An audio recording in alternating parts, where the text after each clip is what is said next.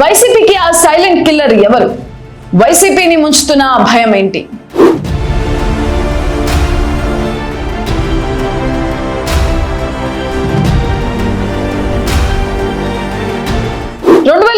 ఎన్నికల్లో వైసీపీని నిజంగా దెబ్బకొట్టింది ఎవరు? ప్రభుత్వ వ్యతిరేకత, కూటమి బలమా? కానే కాదు. జగన్ కు తెలియకుండానే వైసీపీ పునాదులను సైలెంట్ గా కదిలించిన హిడెన్ ఎనిమీ ఎవరు? దాదాపు 70కి పైగా నియోజకవర్గాల్లో వైసీపీ తలరాత్రు మార్చేసిన ఆ 1000 ఓట్ల మిస్టరీ ఏంటి?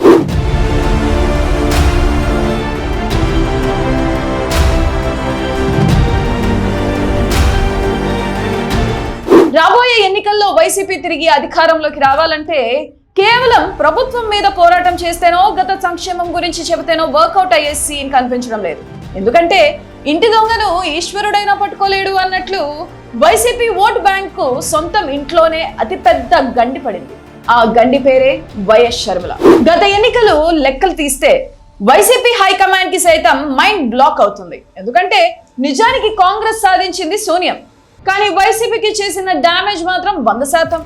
కొన్ని చోట్ల కేవలం 1000, 1500 లేదా 2000 ఓట్ల తేడాతో వైసీపీ అభ్యర్థులు ఓడిపోయారు. సరిగ్గా ఆ నియోజకవర్గాల్లో కాంగ్రెస్ కి పడిన ఓట్లు చూస్తే అక్షరాల ఆ ఓడిపోయిన మెజార్టీ అంతా ఉంటాయి. అంటే జగన్ కి పడాల్సిన ఆ ఓట్లను షర్మిల వ్యూహాత్మకంగా తన వైపు తిప్పుకున్నారు. ఆ చీలిక వల్లే కూటమి అభ్యర్థులు ఈజీగా గట్టెక్కారు. ఇప్పుడు వైసీపీలో ఇదే హాట్ టాపిక్. ఒకవైపు కాంగ్రెస్ వైపు వెళ్లిన వైఎస్ఆర్ సానుభూతి పరులు, మరోవైపు అడ్డకత్తెరలో పోక చెక్కల్లా నలిగిపోతున్న వైసీపీ నాయకులు. ఈ ఓట్ల చీలికను ఆపకపోతే రాబోయే ఎన్నికల్లోనూ చాప కింద నీరు లాంటి ఈ డ్యామేజ్ తప్పదని ఒకరిద్దరు సీనియర్లు స్వయంగా జగన్ కు రిపోర్ట్ చేశారట. మరి ఈ ప్రమాదం నుంచి బయటపడటం ఎలా? మల్లాది విష్ణు లాంటి సీనియర్లు మాత్రం ఒకటే ఆశపడుతున్నారు. జగన్ చేయబోయే పాదయాత్ర మళ్ళీ పార్టీకి ఆక్సిజన్ ఇస్తుందని, ఇక షర్మిలను నమ్మేవారు ఎవరూ లేరని బలంగా నమ్ముతున్నారు.